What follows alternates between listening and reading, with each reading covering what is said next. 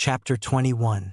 The entire academy was abuzz with the news of the sudden visit of Arthur Draker, the head of the Draker clan, led by Headmaster Howard Draker. The academy's instructors and cadets lined up from the main gate to the plaza, awaiting Arthur Draker's arrival. When the appointed time arrived, a thunderous sound echoed down the main road: thud, thud, thud, thud. 6 massive black horses pulled a large, heavy, black carriage, far grander than any ordinary carriage. Emblazoned on the side of the carriage was a dragon slayer's emblem made of gold. It was the personal carriage of Arthur Draker, the head of the Draker clan, and hundreds of knights followed behind the carriage. The procession, which gave off an overwhelming sense of pressure, made not only the cadets but also the instructors tense. Finally, the carriage stopped in the center of the plaza. The giant black horses snorted and pawed the ground, their breath coming out in ragged gasps. Headmaster Howard Draker approached the carriage. The door opened, and a man stepped out. Howard, it's been a while, a middle-aged man with an air of profound charisma, his gray hair slicked back. This man was Arthur Draker, the head of the Draker clan, which stood at the pinnacle of the continent's 3 transcendent clans, and one of the 8 strongest individuals on the continent. Howard Draker, along with everyone gathered in the plaza, knelt before him. Greetings to the Lord of Draker. Arthur Draker raised his hand in acknowledgement of their greetings. Then he placed a hand on Howard's shoulder. You've been working hard. It's nothing compared to your efforts. Lord Draker, you're a great help. Arthur Draker raised his head and looked at the young cadets lined up in the plaza. He slowly began to speak. Cadets. He spoke normally, but his voice carried to every corner of the academy. The cadets, tense, rose to their feet. It was as if Arthur Draker's voice was ringing right next to their ears. Young dragon slayers, you are the hope of our Draker clan. The new seeds. Everyone focused on the head of the clan's gentle yet powerful voice. They strained their ears, determined not to miss a single word. Devote yourselves to your training. Your growth will be the growth of our family. When his short but impactful speech ended, the cadets saluted the head of the clan. Sir. Arthur smiled and returned their salute. You all have great spirit now. Let's go inside. The headmaster and Arthur Draker entered the main academy building. The cadets moved to their respective buildings to resume their classes. As they walked, the cadets were excited to have seen the head of the clan in person. To see the head of the clan in person, the other siblings in the family will be so jealous. I will definitely enter Valhalla and go to the Four Seasons castle with your skills. In your dreams, amidst the excited cadets, Zeke tilted his head and headed towards the training ground. The head of the clan never visited the academy before. I regressed. What's going on? He already knew that the future was changing little by little due to his regression. But he didn't think that the change would extend to the head of the clan, who resided in the Four Seasons castle. Zeke tilted his head and returned to the platinum floor, but soon, he had to go back outside. The head of the clan had summoned him. Zeke headed to the headmaster's office located in the main building. He hadn't been fazed by much since his regression, but now even his strong mental defenses weren't much help. Thump, thump, thump. Standing in front of the headmaster's office door, he barely managed to calm his pounding heart. The door opened, and he took a deep breath and entered. There he was, inside the opulent headmaster's office. Come in. Arthur Draker, who had changed into casual clothes instead of his uniform, greeted him warmly. Sipping whiskey from a glass, Zeke immediately knelt and greeted him according to the family's etiquette. To Arthur Draker, the master of all knights and guardian of the honorable name of Dragon Slayer, Zeke Draker, a member of the clan, offers his respects. Seeing Zeke's old-fashioned greeting, Arthur Draker laughed heartily. I haven't seen anyone greet me in such an old-fashioned way, even in the Four Seasons castle. Don't make a fuss and have a seat. Zeke couldn't get used to Arthur Draker's friendly demeanor. The last time he remembered seeing the head of the clan was when he was 7 years old, before entering the cradle, when he was called in, briefly glanced at, and then dismissed until he was expelled from the academy. Arthur had never contacted him or offered any help. In his previous life, he had barely seen his father, Arthur Draker, a few times, so he couldn't even grasp what kind of person he was. As Zeke took a seat, Arthur placed a pre-prepared cup of tea in front of him. I hear you enjoy tea. Zeke was startled by his words.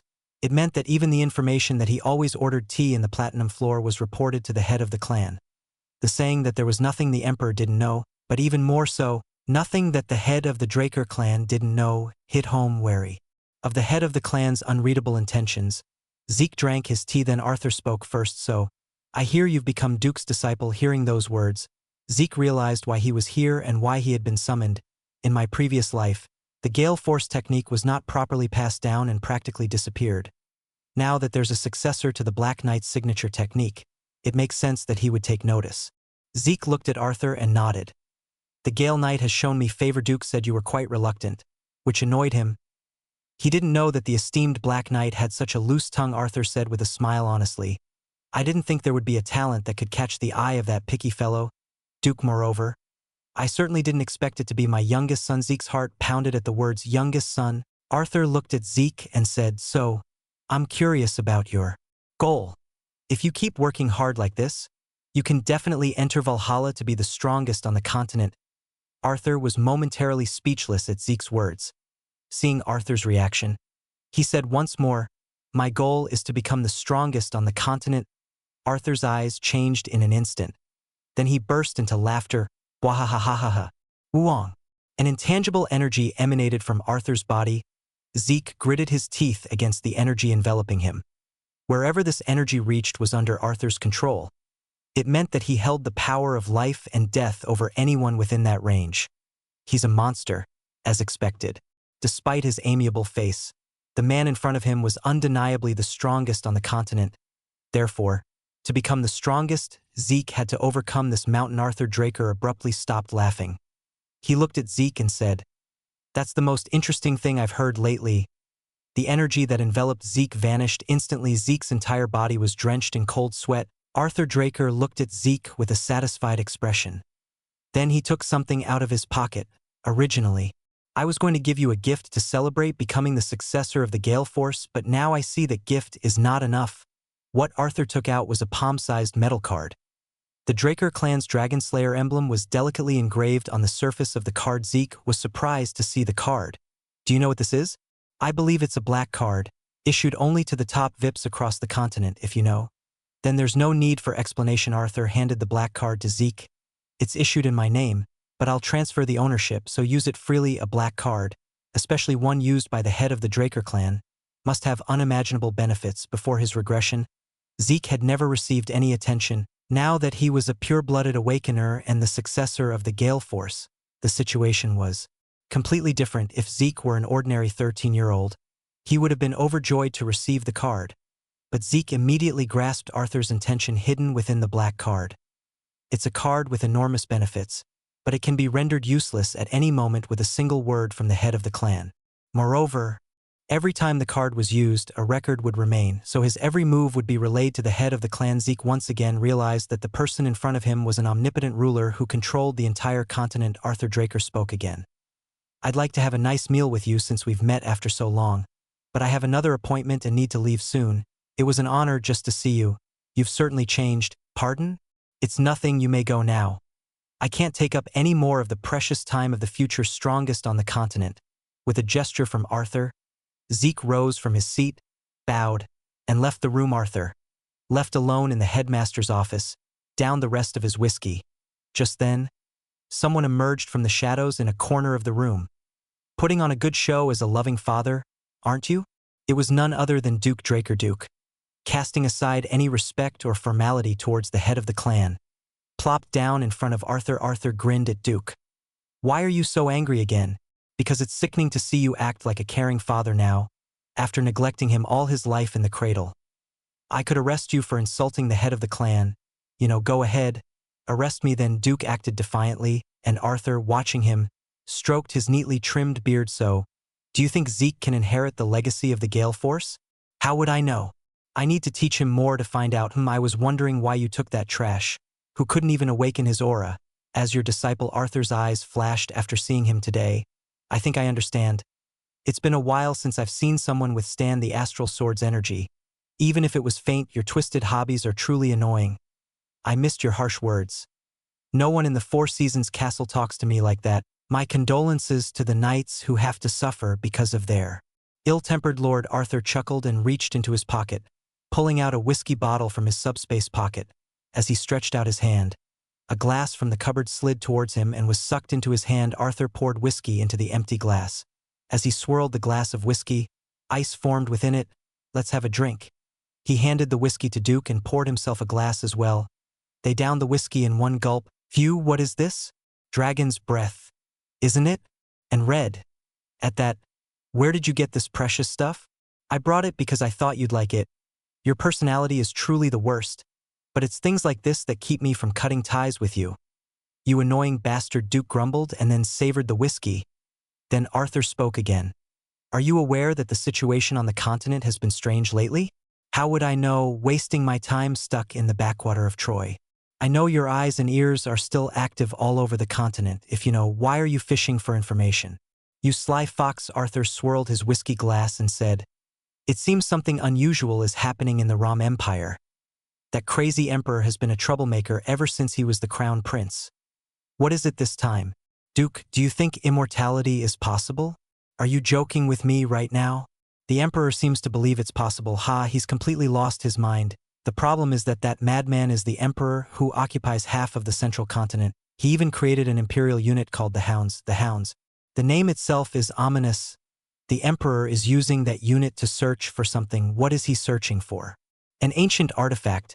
Surely he's not looking for an artifact that grants immortality. Is he? Bad premonitions always come true, don't they? That's not just a bad premonition. Duke clicked his tongue as he finished his whiskey. He knew that the emperor of the Rom Empire was superstitious and surrounded by suspicious individuals. But he didn't expect him to go astray like this. Shouldn't we put some pressure on him as a family? It's difficult to act strongly because we're in an alliance to keep the Eastern Empire in check together. You've really mellowed out. In the past, you would have just picked a fight. Being the head of the clan isn't all sunshine and rainbows, so what's the main point? Why are you beating around the bush like this? Arthur looked at Duke and said, I'm planning to leave the Four Seasons Castle for a while. Why are you leaving the Four Seasons Castle when the Emperor of the Rom Empire has gone mad? I'm going to the Ice Mountains to find the ancient artifact that the Emperor is looking for. What? Are you crazy? Don't tell me it's because of that immortality. There's a possibility that the artifact is a trace of an elder dragon. Chapter 22. At the mention of the elder dragon, Duke's face hardened. Arthur slowly began to speak. No matter what, that artifact must never fall into the Emperor's hands. Duke nodded in agreement. Arthur rose from his seat. While I'm away, Duke, I'll need your eyes and ears to keep watch on the Emperor. You're leaving me with all the troublesome tasks. It's not like you have to do the dirty work yourself. Stop whining and pay attention. Duke clicked his tongue and shook his head. Simply being strong might make one the head of the Draker clan, but it wasn't enough to last long. The man in front of him had held the position of head of the Draker clan for the longest time in its history. He was overly calculating. But it was precisely because of this that he had been able to handle so many enemies. Duke finished his whiskey and stood up. I won't bother seeing you off. Take care. And with that, Duke vanished. Arthur Draker, left alone, took a sip from his whiskey glass and then suddenly looked around. I felt something. Was it my imagination? Arthur didn't believe there could be a presence that could deceive his senses. An artifact of the Elder Dragon? Zeke, who had left the headmaster's office after meeting with Arthur Draker, remained near the main building instead of leaving. Outside, he used hearing, the ability of his soul perception, to eavesdrop on the conversation between Arthur Draker and Duke. Weaning. Zeke, withdrawing his hearing, felt a strong wave of dizziness. He had been able to use soul perception after absorbing the heart of Bahamut, but the side effects hadn't completely disappeared. He closed his eyes for a moment and waited for the dizziness to subside, finally regaining his composure. Soul perception was a technique that used the power of the soul, not aura, so he was able to eavesdrop on the conversation between the two Black Knights. As Zeke returned to the platinum floor, he replayed the conversation between Arthur and Duke in his mind. Knowing the future, Zeke knew better than anyone how cold and calculating Arthur Draker was. He wasn't a 13-year-old kid, having gone through all sorts of hardships. Zeke wasn't naive enough to be fooled by a moment of kindness. He suspected that the head of the clan had some ulterior motive and had secretly eavesdropped on the conversation with Duke. Zeke pondered over the words artifact of the Elder Dragon and Ice Mountains that Arthur had mentioned. No matter how he looked at it, it seemed to refer to the black dragon statue he had brought back before his death. The problem was that Zeke had discovered that artifact in the Ice Mountains 19 years from now. He had no idea that the Emperor of the Rom Empire was already searching for the artifact at this point in time. Zeke recalled the time when he had found the artifact before his regression. Even if he is the head of the Draker clan, it would be impossible to find where that artifact is hidden. Zeke himself had found the artifact through a series of coincidences. Thinking about the situation back then, he could somewhat understand why the Emperor hadn't been able to find the artifact for over 19 years. After a moment of thought, Zeke opened his status window and read the title written on it. Blessed by the Elder Dragon. It was certain that the artifact he had discovered was related to the being called the Elder Dragon. However, he couldn't figure out how this system, visible only to him, was related to the immortality that the Rom Emperor desired. It seemed that the Emperor of the Rom Empire was on a wild goose chase. I guess I've gained a clue to figure out the true nature of that artifact. As Zeke left the main building, he replayed Arthur Draker's words in his mind. The head of the clan had called him trash, who couldn't even awaken his aura. Zeke clenched his fists. He no longer felt any fear or tension towards Arthur Draker. He reaffirmed his resolve to become the strongest, using the Draker clan as a stepping stone to bring the entire continent under his feet. He aimed to become the absolute ruler, the strongest on the continent, encompassing not only the central continent but also the northern, southern, and eastern continents. I'll make the head of the Draker clan, the Emperor, and everyone else kneel before me. After the visit of the head of the clan, Arthur Draker, the Academy became busy with another matter. It was none other than the approaching semester evaluation period. As an educational institution created by the Draker clan, with a foundation of thorough competition, the Academy was filled with evaluations, big and small. Among them, the semester evaluation held the most significant weight in determining advancement. This was because if one failed to achieve excellent results here, it was impossible to advance to Valhalla. Graduating from the Academy alone earned one good treatment in most kingdoms, but it was nothing compared to those who graduated from Valhalla. This was because entering Valhalla itself was seen as a guarantee of success. The cadets of the special class, who had an advantage in advancing to Valhalla, were also busy preparing for the semester evaluation. Those who received support from their families even hired knights for private tutoring. This was also the reason why Reyna had offered Zeke her clan's support. Receiving tutoring from experienced knights and preparing according to the semester evaluation criteria made it easier to manage grades, thus increasing the chances of exceeding Valhalla's admission threshold. However, such things weren't much of a problem for Zeke. Damn evaluation exams. I know everything, but it's annoying to have to go through it again. Zeke, who hadn't awakened his aura, had been relentlessly bullied by the instructors. The instructors would give Zeke, who had failed, even more difficult additional tests, putting mental pressure on him. Since he was a direct descendant of the Draker clan, they couldn't expel him immediately, so they used that pressure to signal him to withdraw voluntarily. However, despite being bullied by the students and instructors, Zeke endured and held on, refusing to withdraw in the end, though Headmaster Howard himself stepped in and kicked him out of the academy. Zeke gritted his teeth as he thought about that time. This time, it will never happen again. In the private training room, Zeke tirelessly honed his swordsmanship, wielding a practice claymore. The swordsmanship he was practicing was the basic Dragon Slayer technique, consisting of 8 forms. The basic Dragon Slayer technique, which he had been steadily practicing since his previous life, was the swordsmanship Zeke had trained in for the longest time. He performed the Dragon Slayer technique, raising his mana and overlaying it with soul perception. Whoosh! The mana imbued with the will of severing coated his sword. Zeke then performed the first verse of the Dragon Slayer technique, Sky Cleaving. Whoosh! The moment he performed the Dragon Slayer technique, the mana coated on his sword scattered. Zeke looked down at his sword. It's not working, as expected. He had tried to see if the Dragon Slayer technique, which should be performed using aura, was possible with mana, but it was impossible.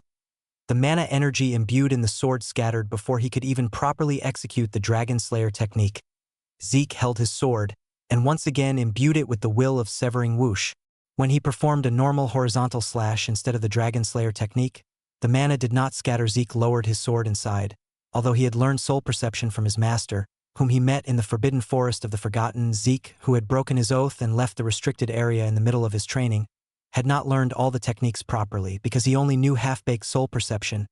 He was limited in performing high-level swordsmanship without the solar swordgram, which converted mana into aura. The problem was the semester evaluation. In order for Zeke, who couldn't use aura, to be evaluated, he needed Jillian's sword.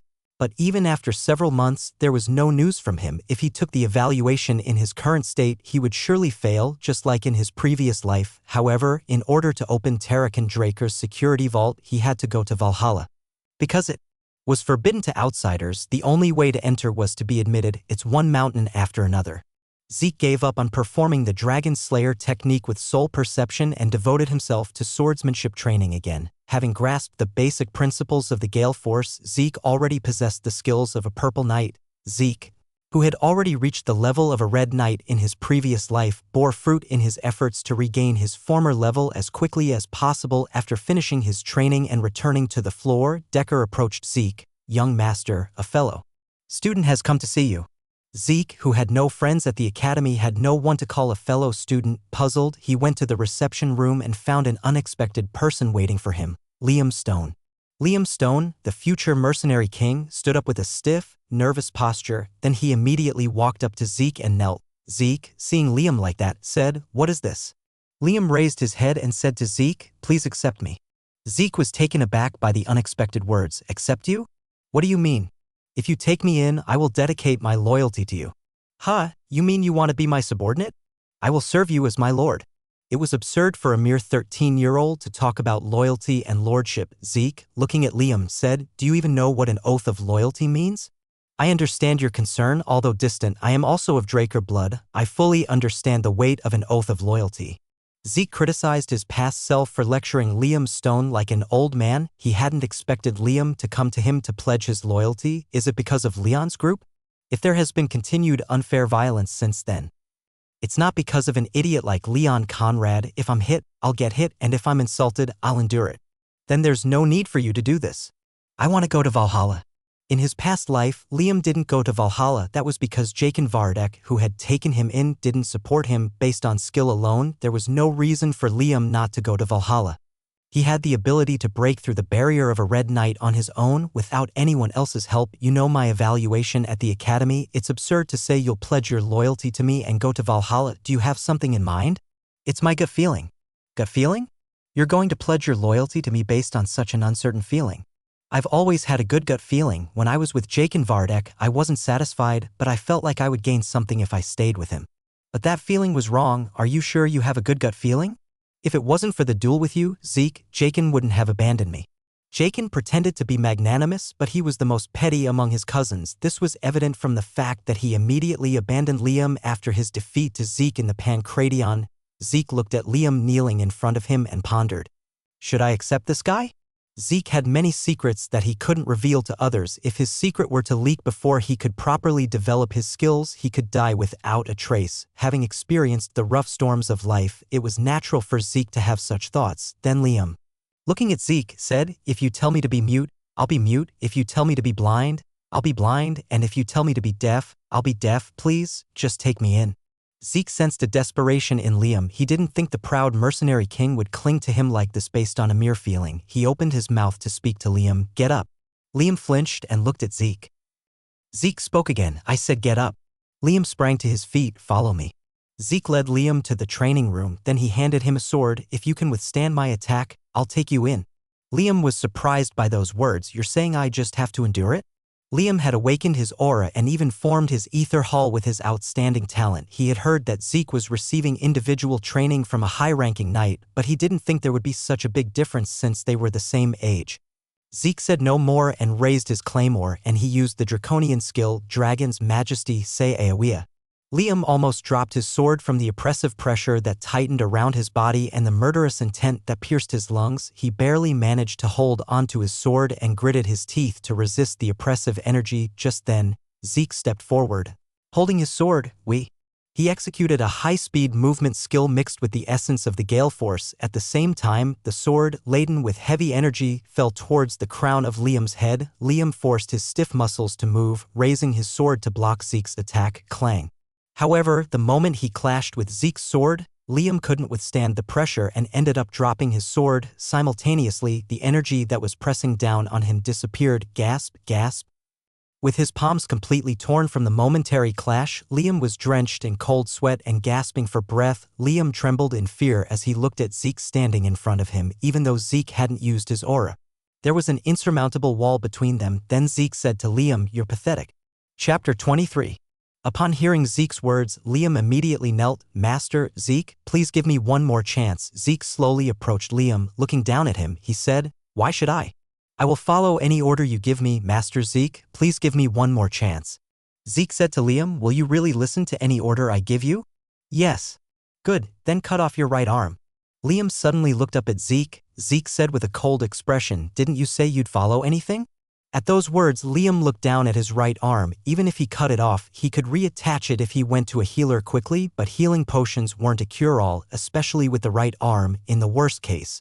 Even a single nerve being damaged could make it impossible to hold a sword. Liam's hands trembled as he picked up the fallen sword. He gripped the sword, sweat dripping down his face. Liam looked at Zeke and said, if I follow your order, will you take me in? Yes. I understand. Suddenly, Liam's expression changed. With a hardened face, he gripped the sword with his left hand and struck down at his right arm. Slice. An unpleasant sound pierced his ears. Liam looked at his right arm. He had clearly struck his arm with the sword, but it was fine. He then looked at his sword. Surprisingly, it wasn't his arm that was cut, but the sword, the blade, cut in half, was held in Zeke's hand. You idiot. What were you going to do if I didn't accept you after you cut off your arm? Zeke tossed the severed blade. The blade embedded itself deep into the hard stone wall. Such a feat was only possible for a purple knight, who could imbue their weapon with aura. Master Zeke has already surpassed the barrier of purple. Zeke said to Liam in a low voice, if you do such a foolish thing again, there will be no oath of loyalty or anything. Do you understand? Liam, his face flushed, said, then, does that mean you'll accept me? I'll keep an eye on you. Thank you. Thank you, Master. I will devote my loyalty to you. Zeke smiled bitterly as he watched Liam readily bow his head before him. After returning to the reception room with Liam, he had a servant bring them warm tea. Sitting on the sofa, he said to Liam, so, what is it? What do you mean? The reason why you have to go this far, Liam. He looked at Liam with sharp eyes and said, do you have a family member who is unwell? Liam was startled and looked at Zeke. How did you know? It was just a deduction based on various circumstances. But even Zeke himself didn't expect to get it right so quickly. Zeke nodded. I knew it. Valhalla has various benefits. Medical benefits are one of them. Valhalla graduates receive the best treatment on the continent, and not only them, but their families also benefit. Medical benefits were included among them. The medical technology of the Draker clan, which owned the largest general hospital in the entire continent, was something that the proud Rim Empire coveted. Liam lowered his head and said, I recently received news that my mother has collapsed. So you wanted to go to Valhalla to receive medical benefits? Yes, my mother raised me all by herself, going through a lot of hardship. Our family has fallen on hard times, so we can't even afford proper medicine. I want to enter Valhalla and provide her with proper treatment. He didn't know that the future mercenary king was such a devoted son, however. Apart from that, he was quite naive about the ways of the world. You idiot. When will you go to Valhalla and treat your mother's illness? He was still a first-year student, so even if he graduated early, it would take 2 more years before he was eligible to enter Valhalla. And not just anyone could go to Valhalla just by graduating. At Zeke's sharp words, Liam clenched his fists. It's an illness that doesn't respond to ordinary treatment, so there was nothing I could do. All the healers I called in immediately couldn't even figure out what the illness was. It seems impossible to treat without the Draker clan's medical technology, and since it doesn't seem critical right now, this was the conclusion I came to after much deliberation. Zeke's expression changed subtly as he listened. Is this illness by any chance accompanied by red spots on the body and periodic high fever? Liam was surprised by Zeke's words. How did you know? This is… should I call this good luck? The illness that Liam's mother had contracted was something that would become a major epidemic in the central continent 5 years from now. Although the fatality rate wasn't high, it was highly contagious, causing many people to fall ill, and mainly the elderly and children with weak immune systems lost their lives. It was called red flower disease, wasn't it? It was named after the red rash that appeared on the face in his past life. A cure was developed only after many people had died, finally bringing the disease under control, and luckily, Zeke knew how to make the cure for red flower disease. Zeke said to Liam, well, that's none of my business. How long has it been since the symptoms appeared? About a week. I need to act quickly before it gets any worse and becomes difficult to treat. Zeke immediately had Decker gather the necessary medicinal herbs, make the red flower disease treatment, and send it to the Stone clan. If she takes the medicine for about 2 months, she'll get better.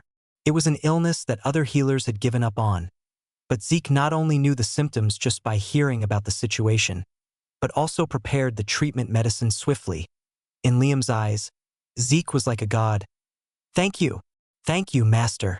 I will devote my loyalty to you. Of course you should, since you've pledged your loyalty. I'll abandon you immediately if you get in my way, so do well. And so, the future mercenary king, Liam Stone, became the first subordinate of Zeke Draker. Time's up, everyone. Hand in your papers. The written exam for the knighthood culture subject was over. Theoretical subjects were no problem for Zeke. The real problem started with the practical exams. The first practical exam was held outside the academy.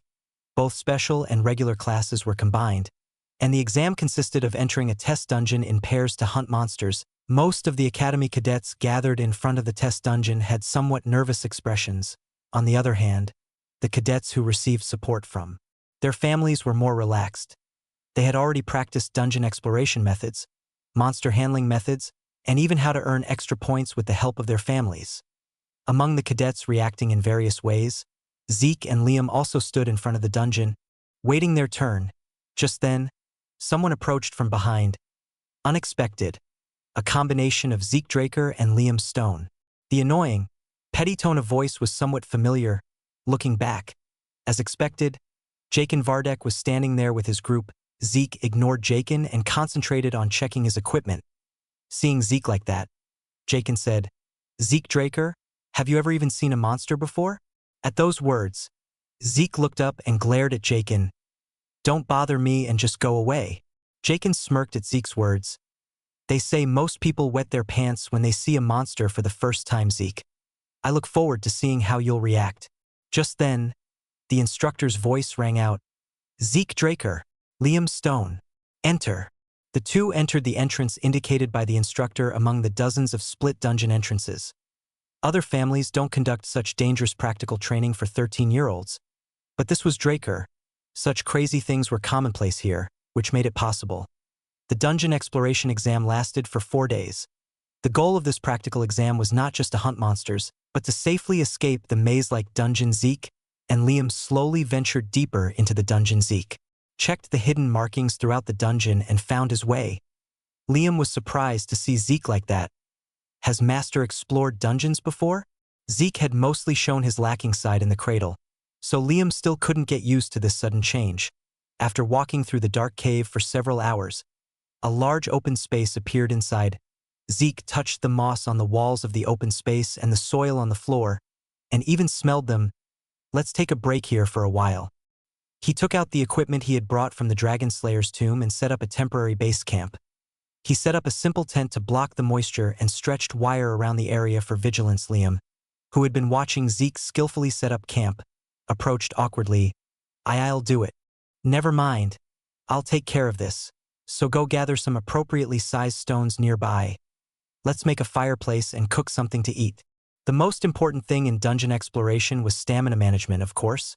Zeke had the infinite stamina skill, but anything could happen in a dungeon, so he couldn't let his guard down. When Liam brought the stones, Zeke arranged them and installed a magic tool that emitted heat inside. Perhaps because it was an ancient item, its performance was excellent. Zeke took out the instant food he had stored in his inventory and heated it on the fireplace. "Here, try it." Liam drank the soup Zeke handed him. It was so delicious that he couldn't believe it was made in a dungeon. "It's incredibly delicious, Master." It was possible because it was an instant meal made by specially ordering soup from the Platinum Lounge, freezing it immediately, and storing it in his inventory. Since food stored in the inventory was preserved as it was, he could simply heat it up and enjoy the soup's original flavor. Zeke and Liam ate a proper meal and took a short rest in the base camp they had set up. They took turns keeping watch and guarding the surroundings, recovering their stamina, and then explored deeper into the dungeon. Zeke turned on the minimap to check if the markings and paths indicated in the cave matched. And at some point, Zeke noticed something strange and tilted his head. The direction the other cadets are going and the direction we're going are completely opposite. The minimap also showed the locations of the other cadets, and the red dots marking them were clustered on the left path. However, the path Zeke and Liam were on was marked to continue only to the right. Zeke sensed something was amiss. Could it be that those guys are already making their move? Growl. Just then, A strange sound suddenly came from deep within the cave. Sensing it, Zeke said to Liam, "Liam, put out the fire." Despite being in a dark cave, Liam didn't question Zeke's order to extinguish the fire and immediately did so. Zeke, with the fire out, focused on his sense of smell. The smell is? The smell of sulfur. Zeke had experienced more than enough monster hunting due to his missions. Why is there a trace of a hellhound in a test dungeon? The hellhound, also known as the infernal hound, was classified as a very dangerous monster even among adventurers. They had excellent senses, moved in packs, and relentlessly chased their prey until they succeeded in hunting, making it difficult to escape. Don't tell me they put a hellhound in as a test monster? Even for a crazy clan like the Drakers, that was going too far. Just then, something caught Zeke's senses. "Liam, be on guard." Zeke warned Liam in a low voice. He took his sword and walked forward, leading the way. Screech. Just then, a gremlin hiding behind a rock jumped out. Whoosh. Zeke swung his sword and immediately split the gremlin's body in half. Thud. The severed body of the gremlin fell to the floor. Liam also blocked and dealt with the gremlins popping out from other places without panicking, using his sword. As long as they didn't panic, they could handle gremlins of that level with their skills. But then it happened. Thump. Thump. Thump. Thump. Another sound came from deep within the cave. Zeke realized that the gremlins were running away from the monster that was making the sound. At the same time, something black darted out towards Zeke. Clang. As Zeke expected, a hellhound appeared and suddenly charged at him. Liam was startled and tried to approach and help Zeke, but Zeke's sword struck down on the hellhound's head. Slice. With a powerful blow, the hellhound's head was immediately separated from its body. At the same time, letters appeared before Zeke's eyes. "You have defeated a hellhound. You have earned 15 karma points. Liam, turn on the light." At Zeke's command, Liam immediately turned on the magic lamp. A fairly large hellhound lay collapsed with its head severed. Just then, Zeke discovered something on the hellhound. "This is..." "What's wrong, master?" Zeke pointed at the hellhound's belly. There were marks as if something had gnawed at it. No wonder it was a bit slow. Cook. The tremors resonated once more. Thump. Thump. Thump. Something massive, shaking the entire cave, approached. Seeing its true form, Liam was utterly shocked. A troll. A representative of mid-sized monsters with a gigantic physique and outstanding regenerative abilities, a high-risk monster that could easily make a snack out of a hellhound appeared before them. Chapter 24. Liam stood before Zeke, drenched in sweat. "Master, I'll be the bait. In the meantime, please escape quickly." Zeke chuckled and pushed Liam back. "Thanks for the thought." Although Liam knew Zeke was at the Purple Knight level, fighting monsters was a different matter. There were countless cases of skilled knights losing their lives in battles against monsters. Moreover, there was no way Zeke, still an academy cadet, could handle a high-risk monster like a troll. Before Liam could stop him, Zeke darted forward. Gale Force, Phantom Step. Zeke's body, leaving afterimages, slipped into the troll's blind spot. Kawak.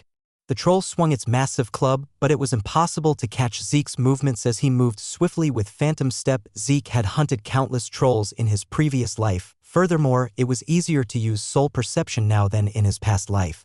Zeke raised his mana and imbued his sword with the energy of severing using soul perception. Whoosh. Then he calmly circled the troll, accurately severing the tendons in its limbs. Cuckoo.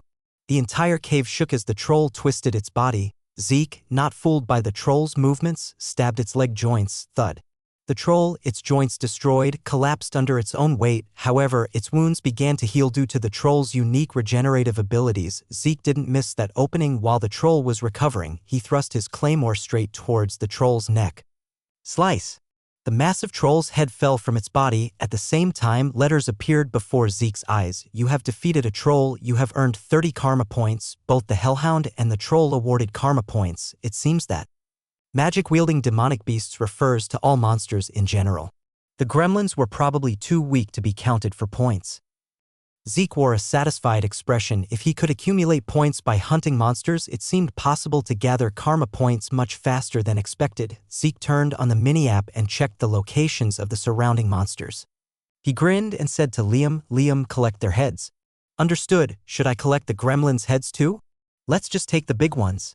Zeke rotated his sword-wielding wrist and walked towards where the monsters were marked. This time, goblins were gathered in one place. They seemed to have been waiting for the troll to pass. Zeke approached silently and swiftly beheaded the goblins. Kayak.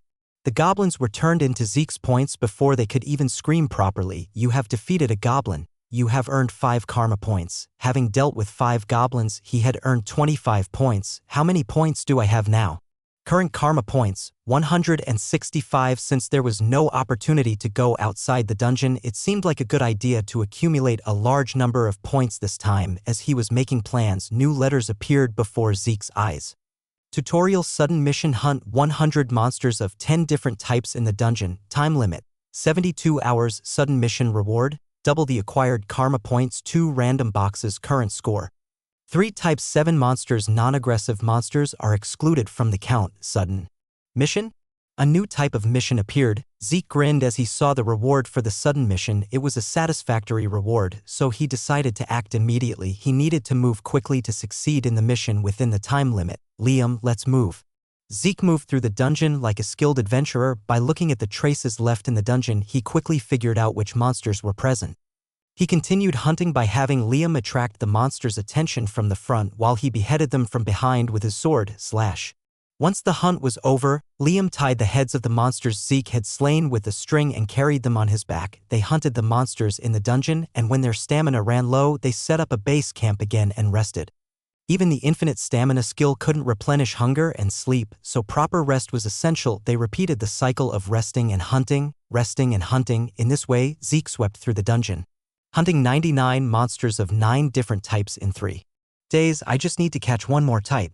It was strange that there were so many types of high-risk monsters in a test dungeon, but Zeke was more concerned about the possibility of failing the sudden mission. Licking his lips in regret, that's when it happened. Crackle, crackle, crackle. Zeke sensed a strange sound coming from beneath his feet. He shouted to Liam, Liam, throw me an orc head and stay back. Liam quickly followed Zeke's instructions. Zeke took the orc head Liam handed him and threw it towards where the sound was coming from. Then he held his breath and waited. A moment later, the ground shook. Crunch. A dungeon worm that had been underground had surfaced and devoured the orc head Zeke had thrown with its sharp teeth. Zeke knew that oil was like poison to dungeon worms. He quickly took out some oil from his bag and applied it to his blade. Immediately after, he approached the dungeon worm at high speed, using the gale force footwork. Then he boldly stabbed the dungeon worm's weak point under its jaw with his sword, Kaya Hawk. Zeke's sword pierced through the dungeon worm's jaw and straight through to the top of its head. The dungeon worm struggled, trying to wrap its tail around Zeke. Crack. The powerful tail wrapped around Zeke, trying to crush him, but it was no use. Zeke's healing factor activated, instantly regenerating his broken bones and muscles. You damn worm. Zeke concentrated his mana and imbued his sword with the will of severing. His sword, now even more powerful, split the dungeon worm in 2. The dungeon worm split in half, went limp and collapsed on the floor. Zeke brushed off the dungeon worm's tail that had wrapped around him and stood up. Sudden mission successful. For the first sudden mission success, low-grade potions and scrolls will be randomly awarded. Time reduction points will be added to the reward. Acquired karma points will be doubled as a reward. 2 random boxes will be awarded as a reward. The rewards were great, befitting the effort he had put in. Damn it, I thought I was going to die. The cadets who escaped through the dungeon exit within the time limit were all in a sorry state. Although there were only low-level monsters like gremlins and goblins, they had to push themselves for 3 days without proper sleep, not knowing when and where the monsters would pop out. Still, those who received support from their families seemed to be in relatively better shape.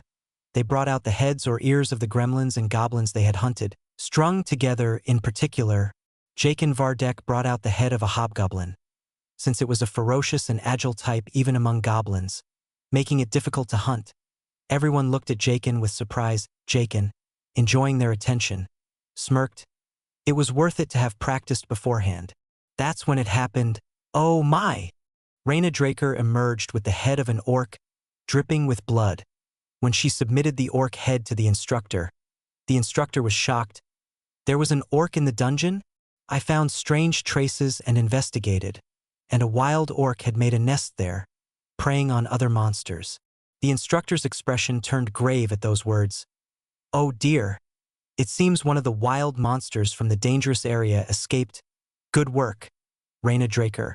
The cadets once again marveled, saying that Raina was indeed on a different level.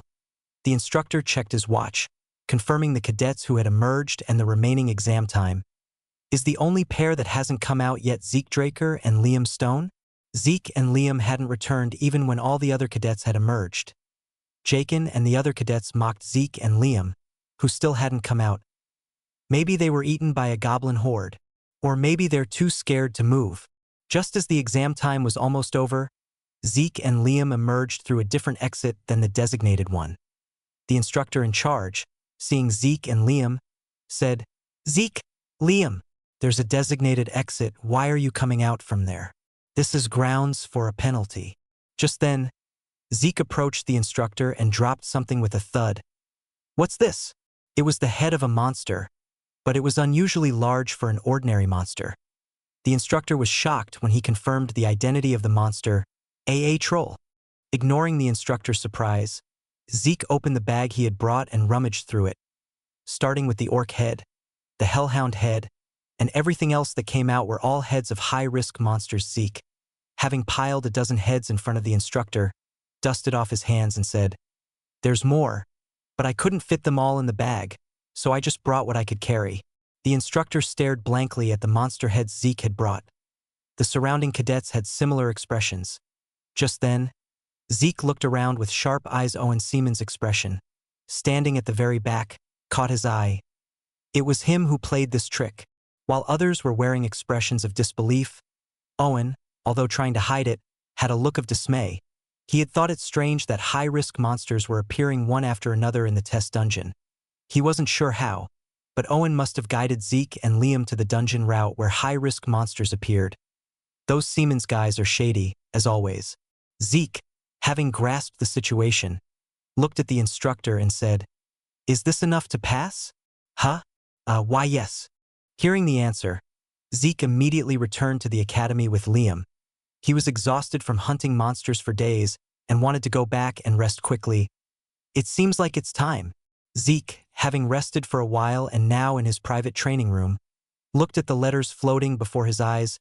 Draconian skill level 1 gluttony, locked thanks to the massive amount of points he had acquired from hunting in the dungeon. He had a whopping 780 points available.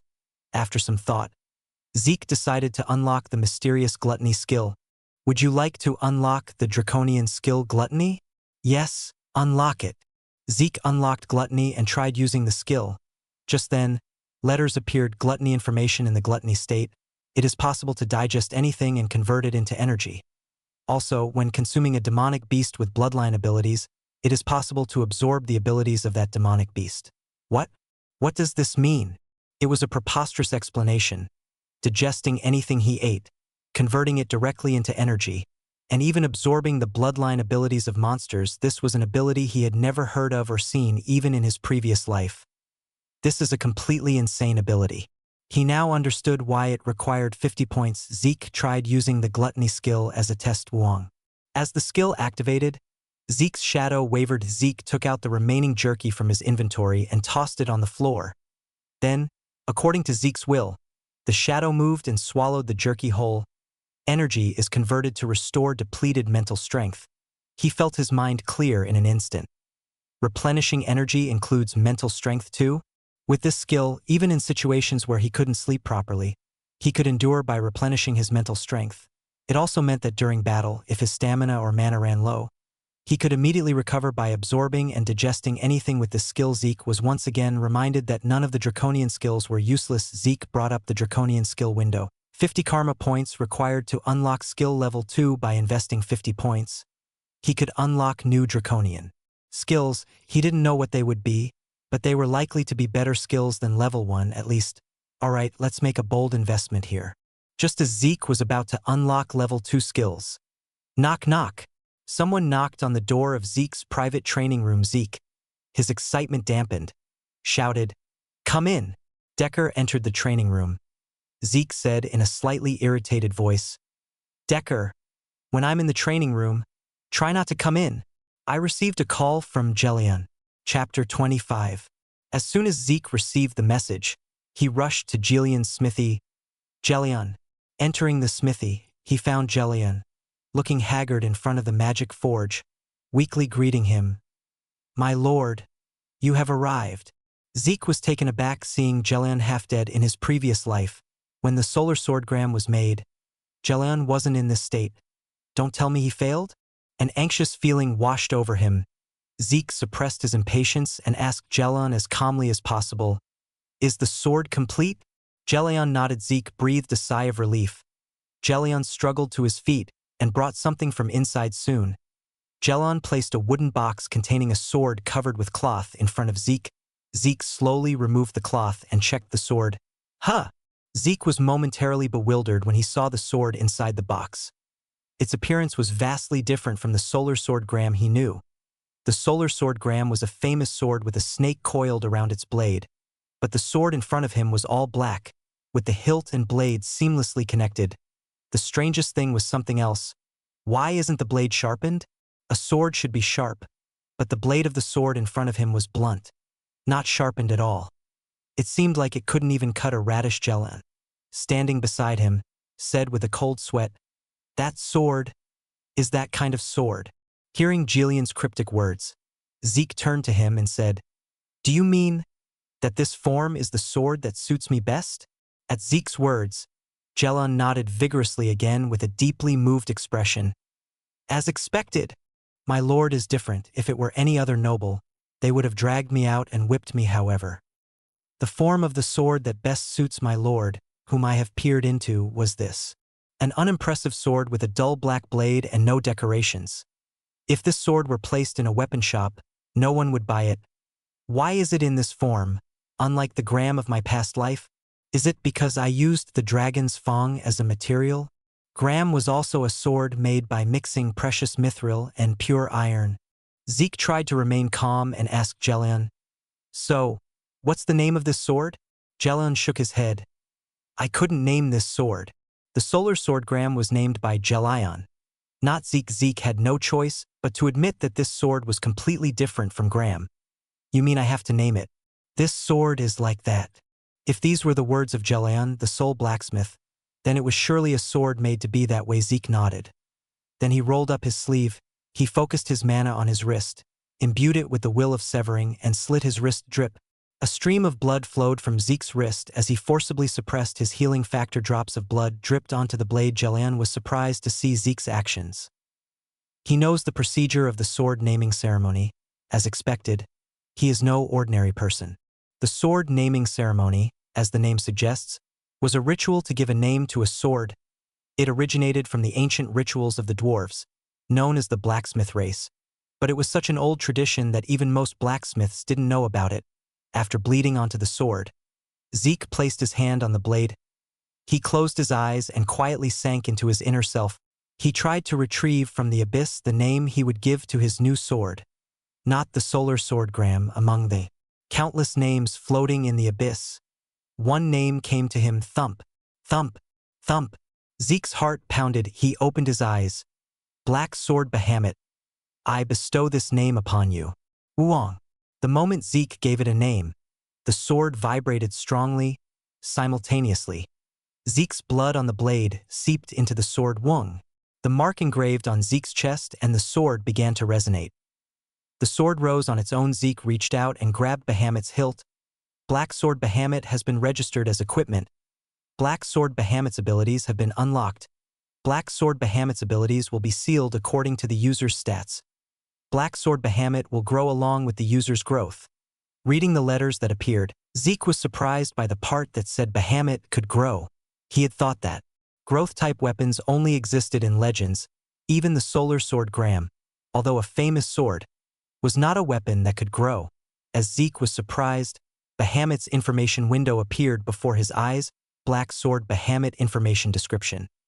A sword forged from the hardest fang of the cursed evil dragon Bahamut, tempered with the blue flame of magic by a skilled craftsman with spiritual sight. Inherent abilities: indestructible, aura conversion. Special note: sealed state, unsealed in stages according to the user's growth.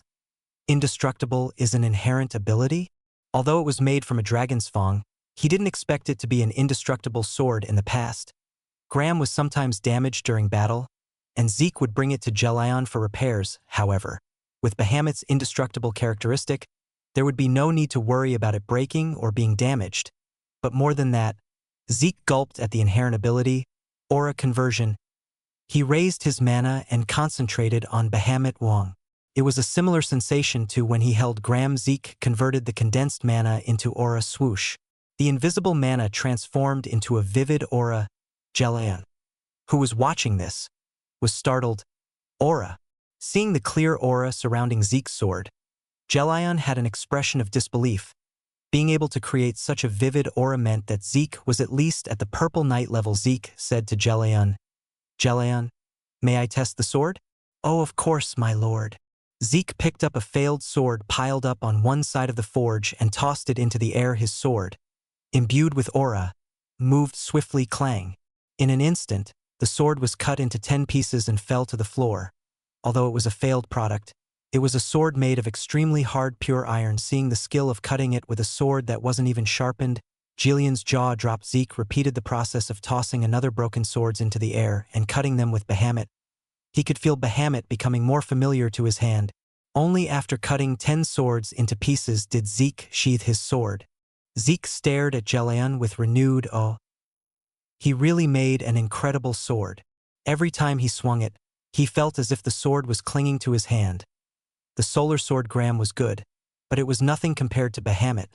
Although its appearance was crude, it was a peerless sword, the likes of which would never be seen again in this world. You've really worked hard, Jelian. Zeke took out the things he had brought for Jelian. They contained precious gemstones he had brought from the Dragon Slayer's tomb. And my lord, just making the forge for you was enough. Take it. I'll have another favor to ask of you later, so don't feel burdened. Compared to Jelian's hard work in creating such a legendary sword, this was nothing. Jelian's eyes welled up with tears at Zeke's kindness. Then, as if he suddenly remembered something, he asked Zeke to wait a moment and dashed inside, returning with something in his hand. What Jelian brought out was none other than a scabbard. What's this, Jelian? My master made this in the past. I want to give it to you, my lord. Your master. Even in his previous life, he had never heard Jelian mention his master, inwardly surprised. He examined the scabbard Jelian handed him. A name was written on the scabbard in Dwarven. Golan Yaber? Is that Golan by any chance? Zeke was surprised to learn that Jelian's master was the famous dwarf blacksmith Golan, and Jelian was surprised that Zeke could read Dwarven. Seeing Jelian nodding, Zeke said, Are you sure you can give me something this precious? Of course, my lord. It's nothing compared to the grace you have shown me. The dwarf blacksmith Golan was a master at creating wondrous things using intricate mechanisms. There were even collectors who were willing to pay tens of thousands of gold to buy anything made by Golan. This is a truly precious gift. I'm glad you like it, my lord. Let me show you how to use the scabbard. Is there a separate way to use the scabbard? Well, if it's made by Golan, it must be something different. Jelian held the scabbard and turned the dial attached to the side. Suddenly, the scabbard unfolded, transforming into a shield that could cover half his body. Oh my! Zeke was startled to see the scabbard transform into a shield. Unlike typical shields, it wasn't very heavy. It's a shield made using mithril, wyvern bone, and basilisk leather, so it's light but more durable than a shield made of iron. Jelian turned the dial again, and the shield returned to its original scabbard form. Whatever the principle, it would certainly be very useful in battle. Thank you, Jelian. Zeke sheathed Bahamut in the scabbard he received from Jelian. Bahamut, in the form of a claymore, fit perfectly. Jelian looked at Zeke, who was wearing Bahamut with a proud expression. Zeke, leaving Jelian's forge, returned to his personal training ground and resumed the point tally. He hadn't finished. Zeke decided to open the random boxes first. He took out the 2 random boxes from his inventory and placed them on the floor of the training ground. The random boxes were similar to the sealed boxes found in dungeons. Let's see what's inside. He muttered cheerfully and opened the random box on the left first. What's this? Inside the box was a gauntlet. Zeke checked the information on the gauntlet with his dragon eyes. Gauntlet information description. A gauntlet made using hard yet light meteoric iron. Inherent abilities. None. Special note. Inherent abilities activate when the full meteoric iron set is equipped. Zeke tried on the gauntlet. It was light yet sturdy, seeming like it would be easy to use. Not a bad start. Zeke opened the random box next to it. Unexpectedly, what came out of the second box was a single sheet of paper. What's this? Zeke took the paper out of the box. Then the system activated. You have discovered a map containing traces of Grandmaster Kaiser. The system will automatically interpret and correct the damaged parts of the map. The location of the ancient ruins has been confirmed. Seeing the automatically appearing letters, Zeke muttered in surprise, Grandmaster Kaiser? Is that the legendary King Kaiser? Simultaneously, a map appeared before Zeke's eyes, location confirmation complete. The location indicated on the map was somewhere in the giant mountains. Zeke frowned as he saw the location. That's barbarian territory. Before his regression, Zeke had practically lived in the giant mountains for a time. The barbarian tribes, living in isolation from other nations and maintaining their own culture, were difficult to deal with. Just then, a message window popped up before Zeke's eyes again, ending the tutorial according to the user's level. Starting achievement quest. Achievement quest mission: obtain the secret left by Grandmaster Kaiser in the ruins where traces of Grandmaster Kaiser remain. No time limit quest. Mission reward: system administrator privileges upgrade. Zeke's jaw dropped as he saw the letters that appeared.